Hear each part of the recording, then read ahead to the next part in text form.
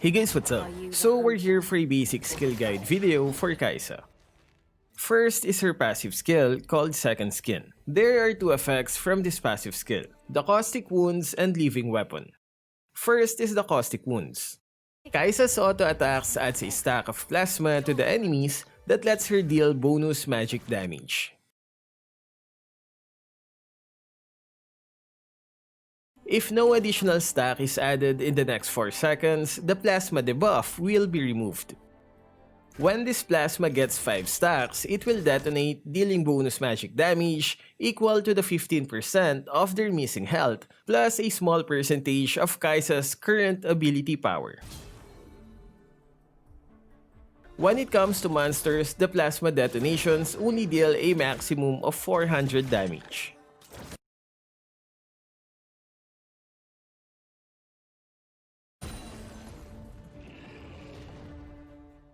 Second is the Living Weapon.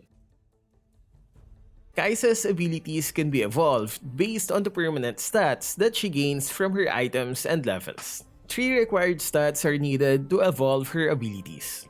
Her first skill requires attack damage, her second skill requires ability power, and her third skill requires attack speed. It depends on us users on what abilities we're going to pick to evolve. I will further explain this Living Weapon passive as I go through each of Kaisa's ability.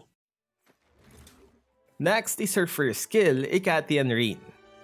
Kaisa launches 6 missiles that is evenly split to all nearby enemies. Each missile deals physical damage. The first missiles that will hit the enemies will deal normal damage.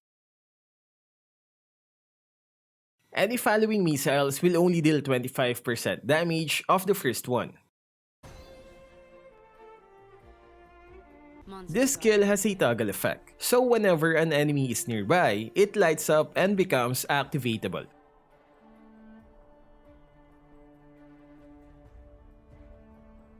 The effect of Kaisa's passive skill, the Living Weapon, requires Kaisa to have a 70 attack damage in her stats.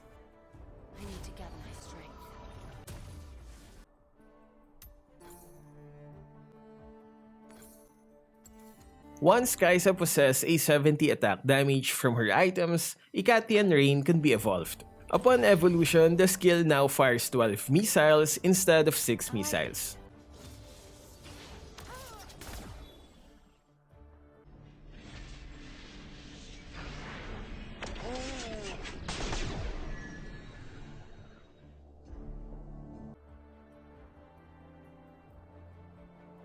Enemy minions below 35% HP takes 200% damage from the missiles.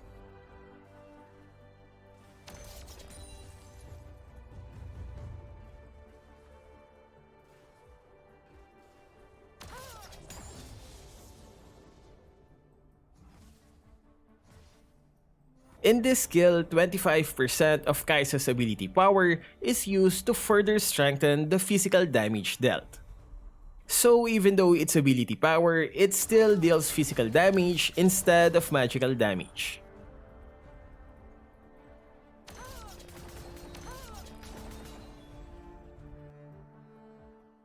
Take note that a small number of champion abilities that deal physical damage can be strengthened with ability power, and magical damage strengthened with attack damage.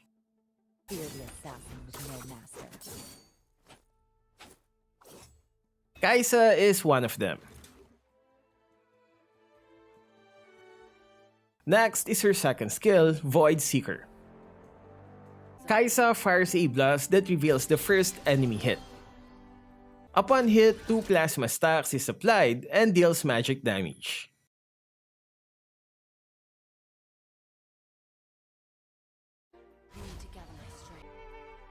The effect of Kaisa's passive skill, the Living Weapon, requires Kaisa to have 80 ability power. Once Kaisa possesses 80 ability power from her items, the skill can be evolved. Upon evolution, the skill now adds 3 stacks of plasma instead of 2.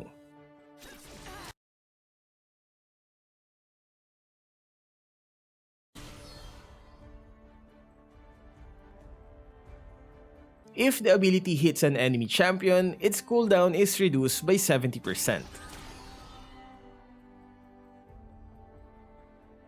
In this skill, any attack damage that Kaisa has in her stats will still deal additional magic damage. The dragon has spawned.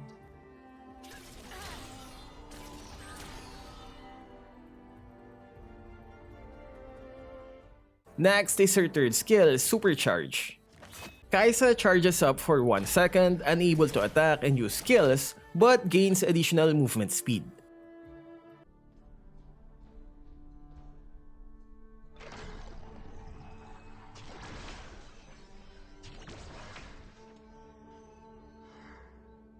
After charging, Kaisa gains additional attack speed that lasts for 4 seconds.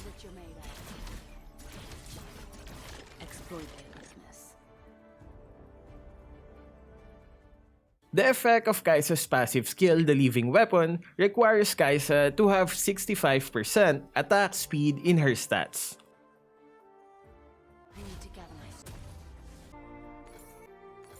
Once Kaisa possesses 65% attack speed from her items, the skill can be evolved. Upon evolution, Supercharge now grants invisibility during the charging up status.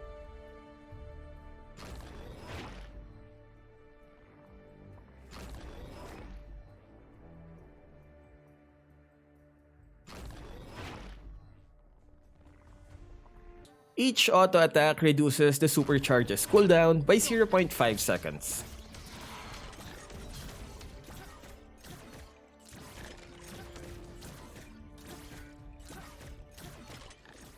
Last is her ultimate, Killer Instinct.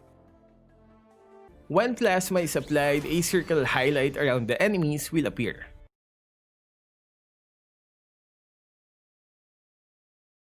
Kaisa can dash anywhere inside the highlighted circle, then gaining a shield that absorbs damage for 2 seconds.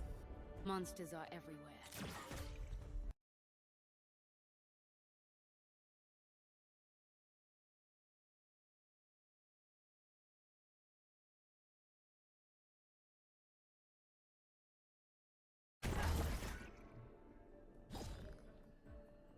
Take note that there is a fixed range of circle on which Kaisa can dash on.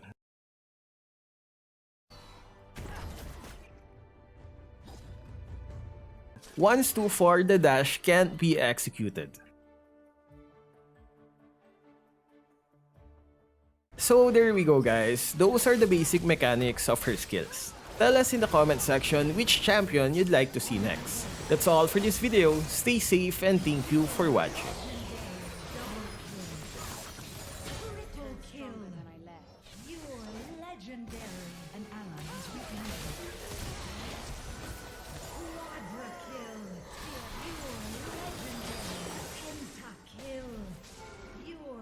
Legendary ace. I like it. I just might